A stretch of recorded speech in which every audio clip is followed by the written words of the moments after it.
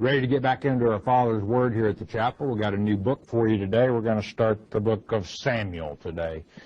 Many of you with King James Version Bibles, perhaps even other Bibles, the title of it is the first book of Samuel.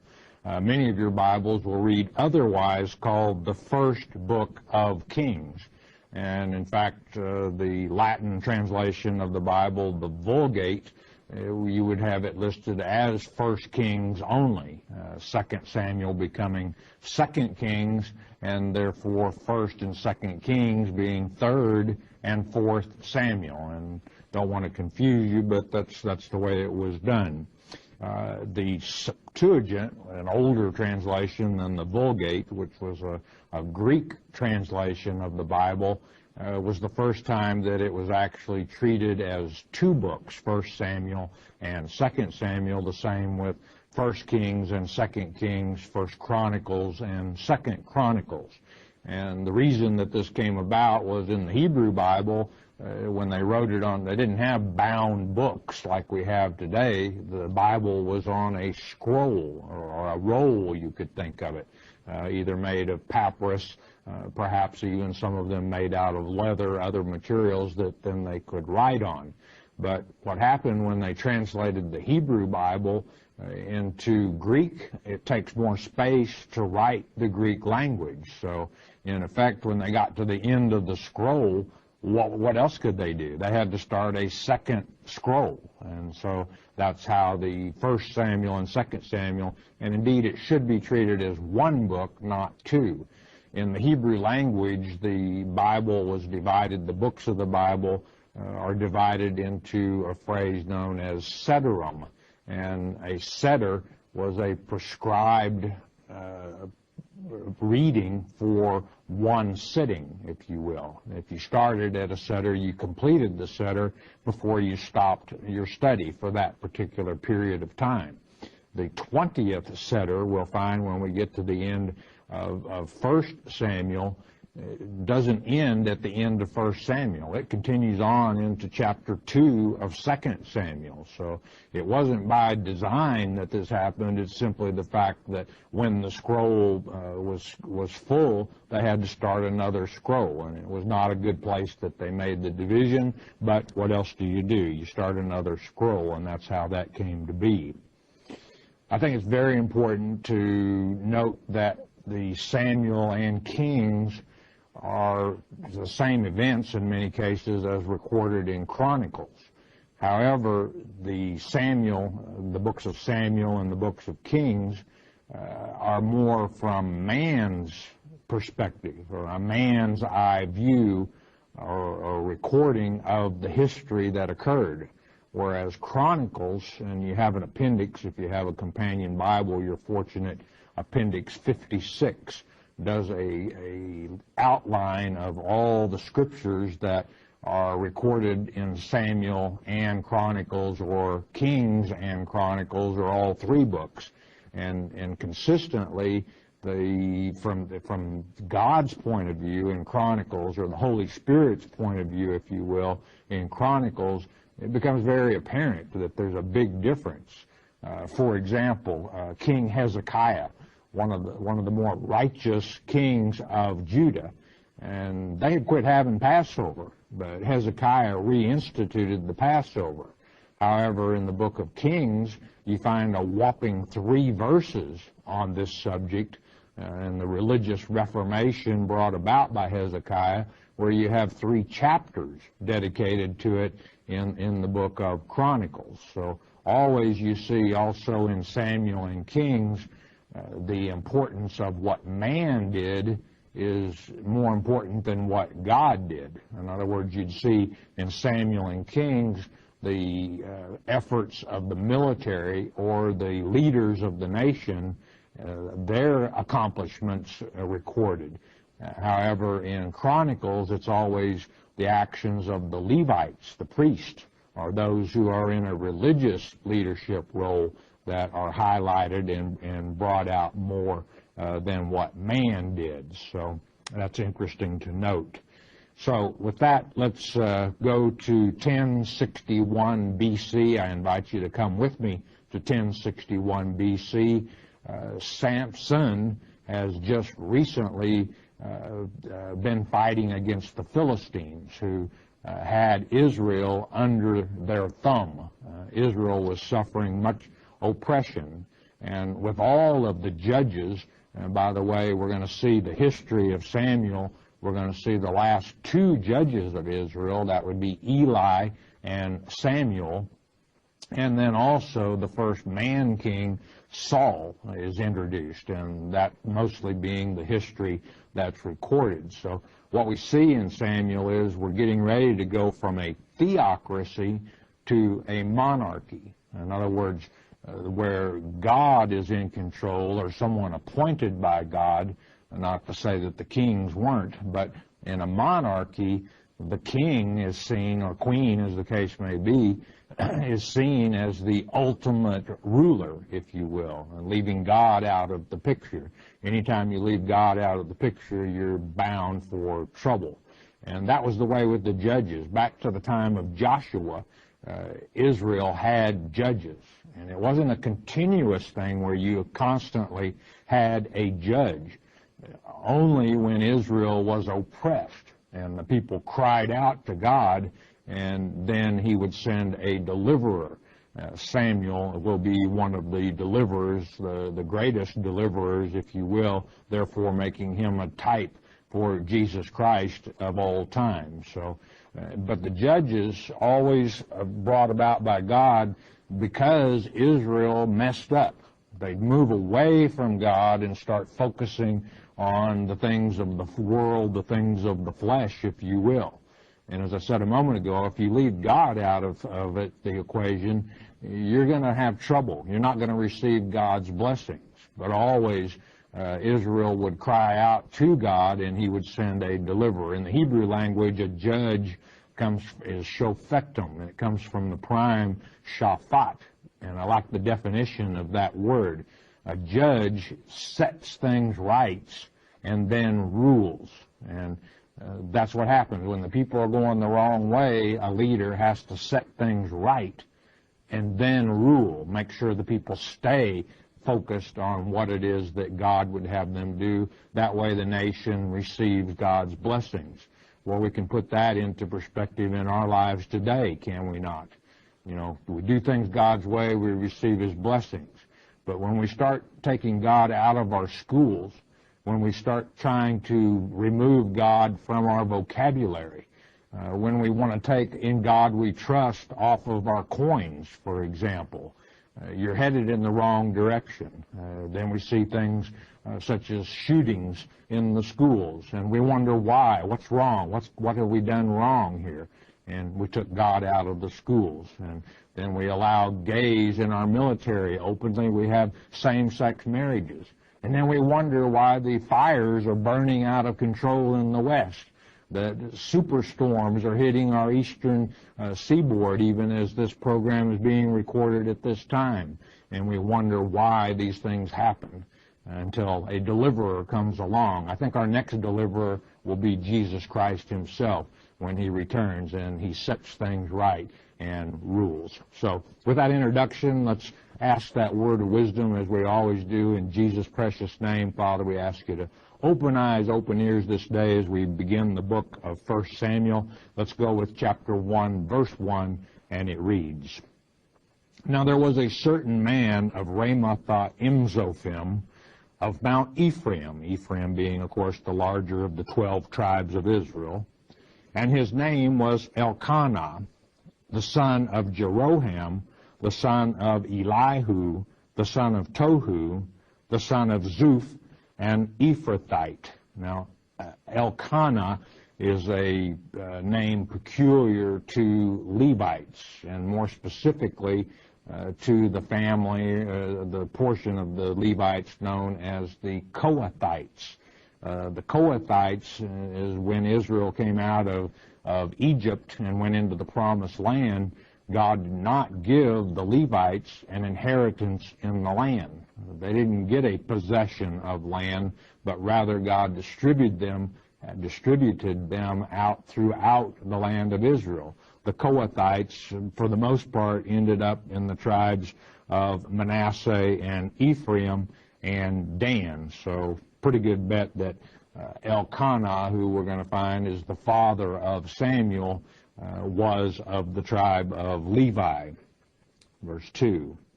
And he had 2 wives.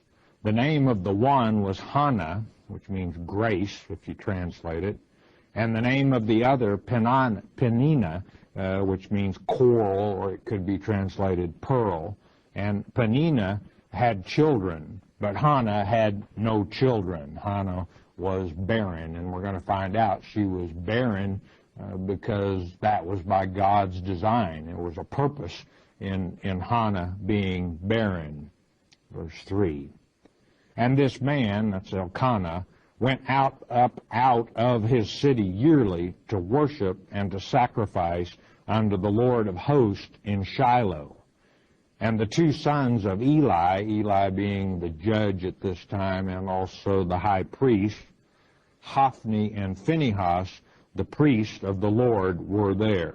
So we see Elkanah was a religious man. He obeyed the law, and at this time the Ark of the Covenant and the altar was at Shiloh. And once a year, all the men of Israel by law were required to go and make sacrifice to Yahweh at this time where the ark was located in Shiloh. The ark is not going to be in Shiloh much longer. It's going to fall into the hands of the enemy, as we'll see as we work our way through 1 Samuel. Now, Hophni and Phinehas, when we get to chapter 2, we're going to learn that they were a couple of real characters. They were not righteous priests at all, and we're going to see that they weren't doing things God's way, and that was a reason for a big part of the problems that Israel was having at this time. Now, how Eli became a high priest is also a matter of discussion among the scholars. The priest line was the high priest line was supposed to be through Aaron's 3rd son, Eleazar, and that because of the zealousness of Phinehas, not the Phinehas, the son of Eli, Phinehas, the son of Eleazar. Eli, as we're going to find out, was not a descendant from Eleazar or Phinehas. He was a descendant of Aaron's 4th son, Ithamar. Now, whether there was not a man of the tribe of Eleazar's descendants through Phinehas old enough to be the priest, it's not known. It's not written anywhere in the Bible how this change from Eleazar's family to Ithamar's family came about. It won't last for long, as we'll see. Verse 4. And when the time was that Elkanah offered, he gave to Peninnah his wife, and to all her sons and her daughters portions. Now this is the peace offering, which after the wave shoulder and the heave breast were lifted off and given to the priest for their portion of the peace offering, then it was up to the offerers to divide up the rest, and it was a very special communion with the Lord, seeing this peace meal that you had. You gave God his portion of your offering, and then you sat down basically at the same table and partook of the offering yourself. So he gave Peninnah portions, plural, you notice, sufficient for her children. Verse 5. But unto Hannah he gave a worthy portion. This means he gave a double portion. In other words, he loved Hannah as if she had given him children. For he loved Hannah, but the Lord had shut up her womb. Who had shut up her womb? And it was for a purpose. Yahweh had shut her womb. We're going to see that what the Lord shuts, he can open as well. Verse 6. And her adversary, this is Elkanah's other wife, Peninnah, also provoked her sore, for to make her fret, because the Lord had shut up her womb.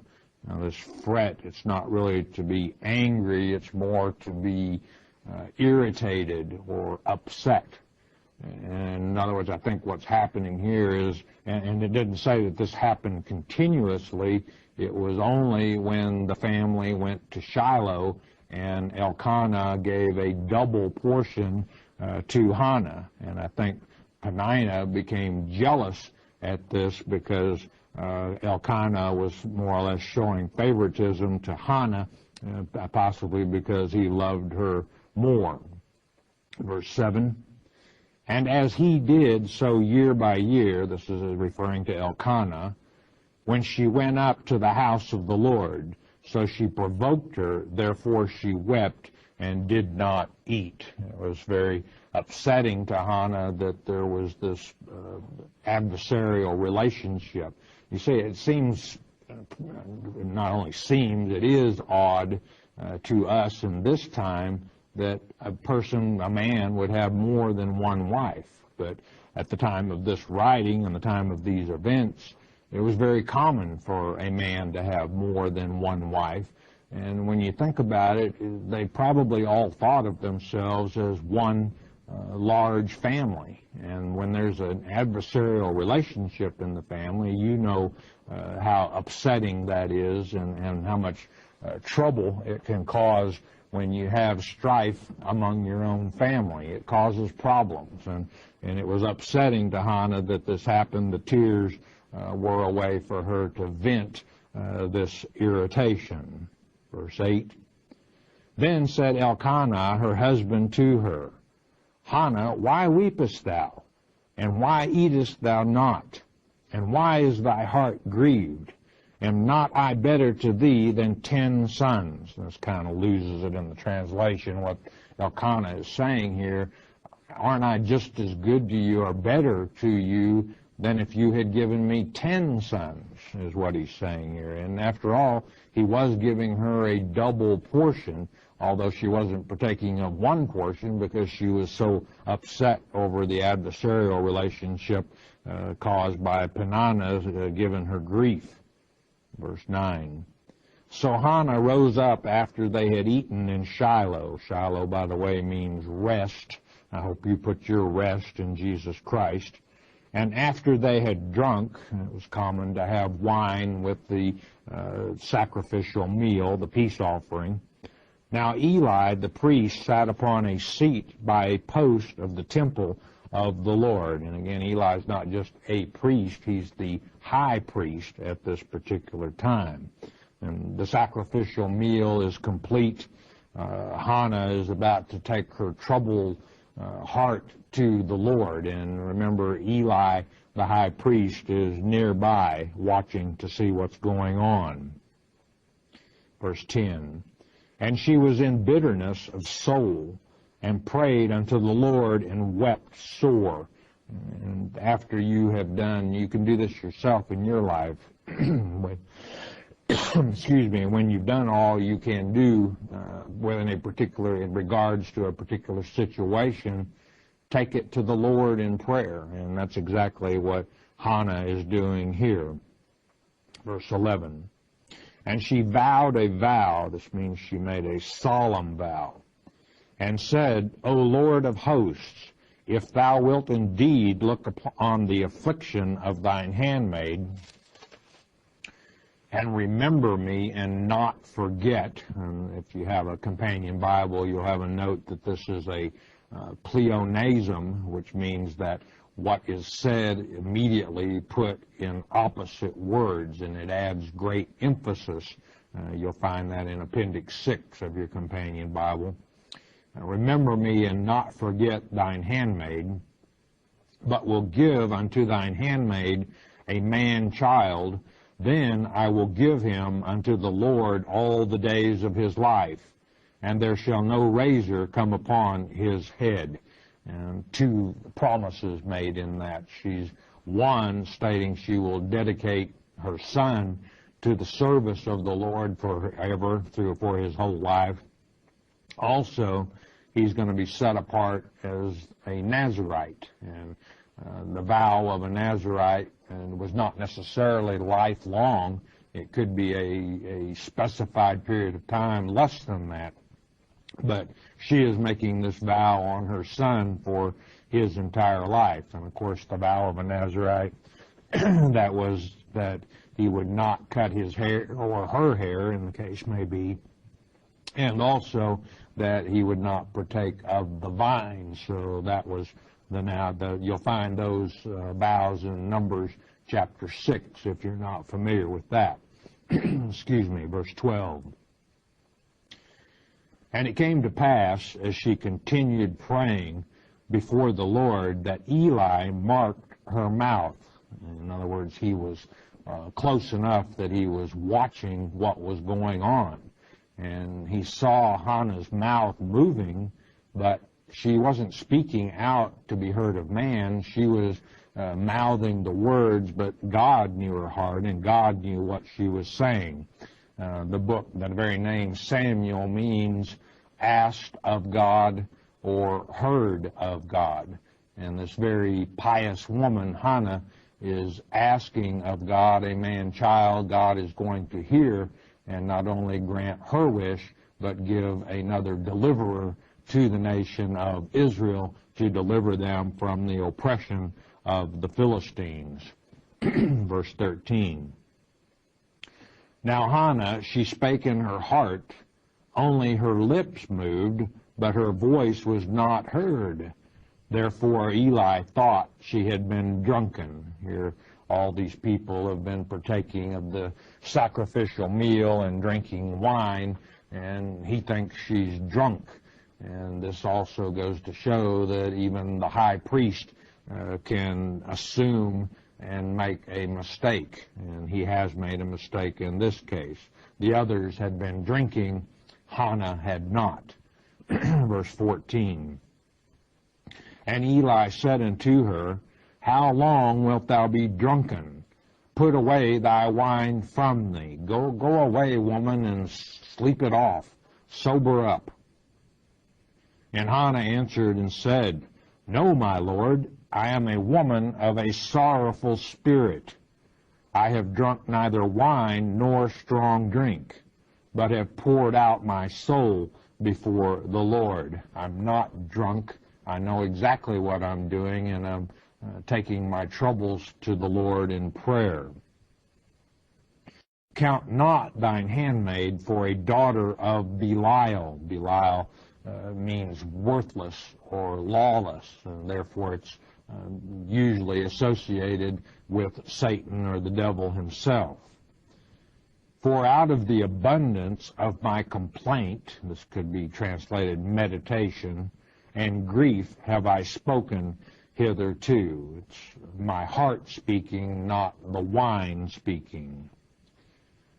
Then Eli answered and said, Go in peace, and the God of Israel grant thee thy petition that thou hast asked of him. Asked of God, the very name Samuel there, and God has heard, and God will answer. Verse 18. And she said, Let thine handmaid find grace. That's her name in the Hebrew language. Hannah means grace. In thy sight. So the woman went her way and did eat, and her countenance was no more sad. She had the faith to know that God had heard her prayer and that he was going to answer her request, and Samuel would be the answer to that. Verse 19. And they rose up in the morning early and worshiped before the Lord, and returned, and came to their house to Ramah. And Elkanah knew Hannah his wife, and the Lord remembered her. And she conceived that man-child that she had asked of the Lord. 20. Wherefore it came to pass, when the time was come about, this come about, you could think of it as, in the Hebrew language, it means a revolution of days.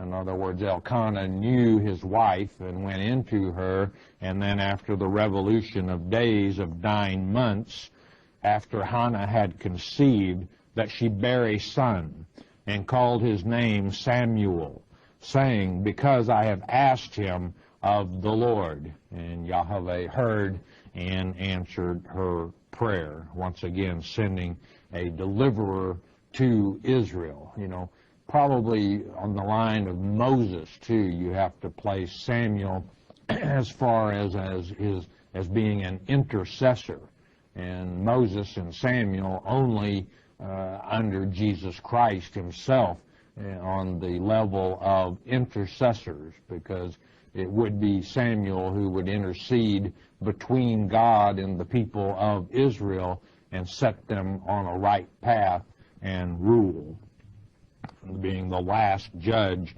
of Israel. 21.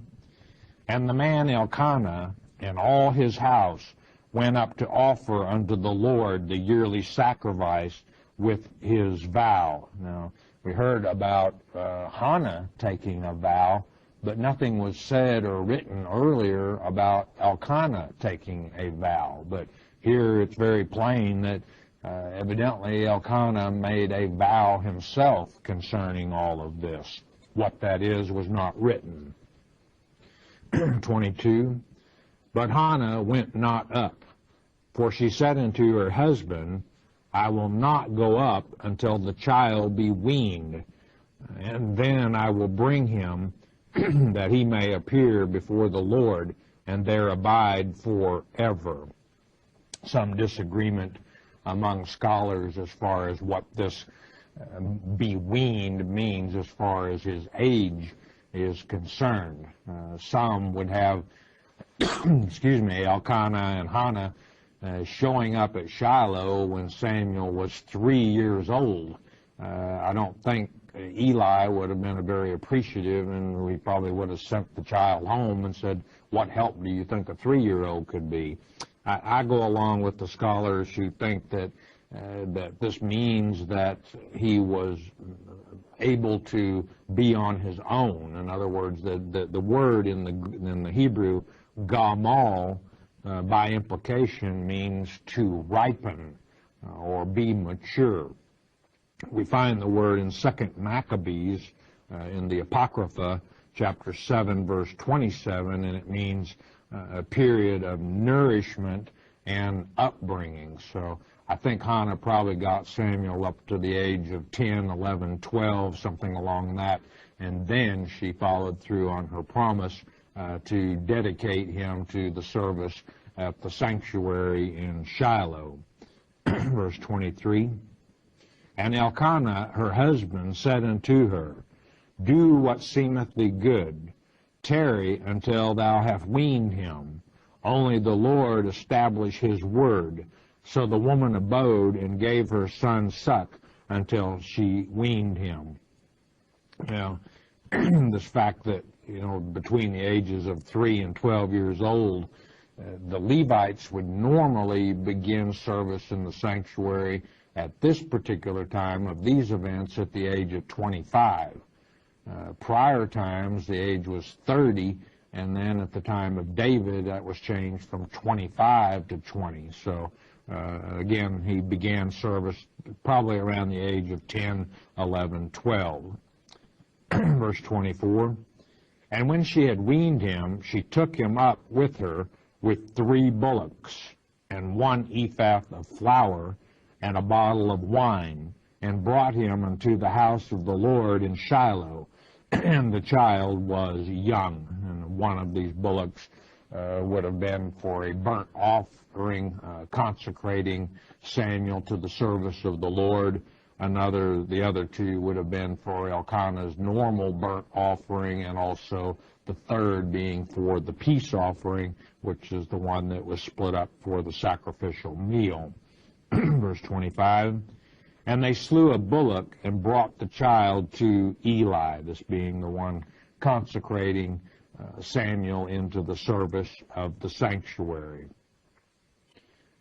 He said, O my Lord, as thy soul liveth, my Lord, I am the woman that stood by thee, here praying unto the Lord. And this being directed to Eli, the high priest. She's saying, remember 10, 11, 12 years ago, I'm the one that you thought was drunk and told me to leave. And I told you my heart, and you heard and asked the Lord that my request be granted. And God kept his end of the bargain, and I'm here keeping my end, my promise, which was to dedicate Samuel to the service of the Lord and also to the vow of a Nazirite for life.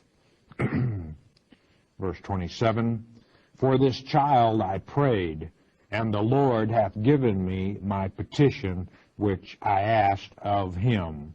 Verse 28 to complete the chapter.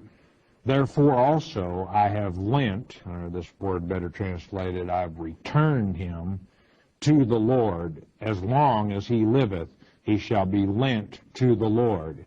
And he worshiped the Lord there. Samuel began to worship the Lord there at the sanctuary. Samuel will become the last judge of Israel, and just after Samuel, we'll move into that monarchy with Saul becoming the first man king. Now in chapter 2, the first 10 verses, we're going to see that it's Hannah's prayer or song, if you will, of praise to the Lord. And then the remainder of chapter 2 is dedicated to recording the ungodliness of the sons of Eli, that being those two named already by name in this chapter 1, Hophni and Phinehas. So we'll come back in our next lecture and cover that, and I hope you'll listen to this brief message. We have a short message. We'll ask you to listen a moment, won't you please?